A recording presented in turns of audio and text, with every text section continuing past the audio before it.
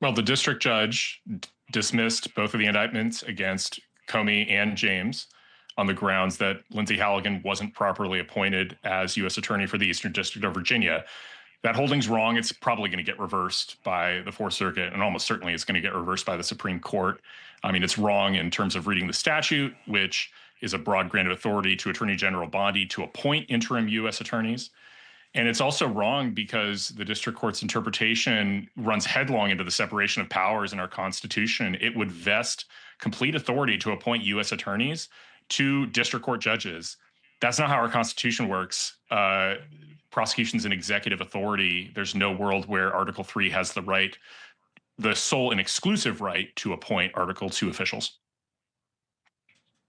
So, Will, you've got this controversy. Explain to the audience what this interim appointment is, because you got Elaine Habab in New Jersey, and you've got our own Segal Chatto, the warrior out in Nevada.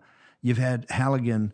What is the president's, as the chief magistrate and chief law enforcement officer, what is his ability to appoint these people on an interim basis, and why have, and you got this whole concept with blue slips, particularly in places like New Jersey, in Nevada, in Virginia, in Maryland, where you can't, the people he's asked, just like he's asked for the filibuster to be reversed, this the blue slip, which is you got to get approval from the senators, the two senators in the state. And people have said, well, this is a minority, this protects minority rights when the Republicans out of power, but it's been looked at for years, has it not, as a way to, for local politicians not to have people in the opposite party actually look at them as far as fraud goes, money laundering, kickbacks, crony capitalism, et cetera. So explain the blue slips, why the president's upset about it, and also these interim appointments.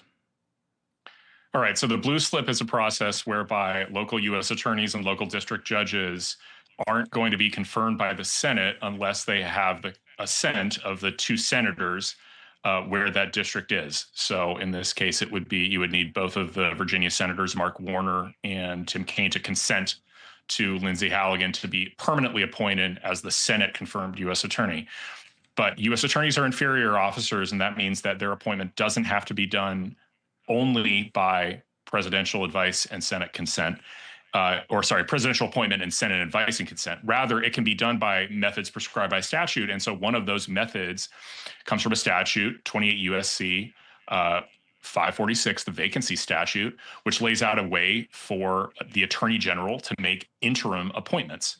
And that's precisely what Pam Bondi did a couple months ago, I think, back in September, when she appointed Lindsay Halligan to be the U.S. attorney for the Eastern District of Virginia. She's allowed to do that by statute.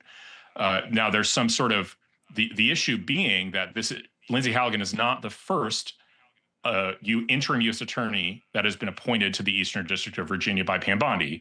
The prior holder of the office, Eric Siebert, was appointed back in January and had his term extended by the district court in Virginia. So basically, I mean, you heard all these progressive arguments if you were listening to that 10-minute clip, which was kind of like being subjected to a Clockwork Orange torture session. I'm sorry, just making you listen to James Comey like that is it's not a nice thing to do to your guests, Steve. I'm still a little, I had to kind of compose myself. The audience concurs with you.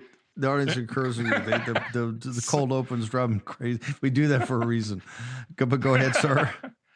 But yeah, so you listened, to what they were talking about, and just the greed on their faces, like they were like, aha, this blue slip process allows us to defeat the functioning of the federal government, and that should be a tell that this isn't going to stand up. There's no way that the Supreme Court is going to stand for a process by which, Article 3 judges and home state senators are able to completely defeat federal prosecutions. Won't happen.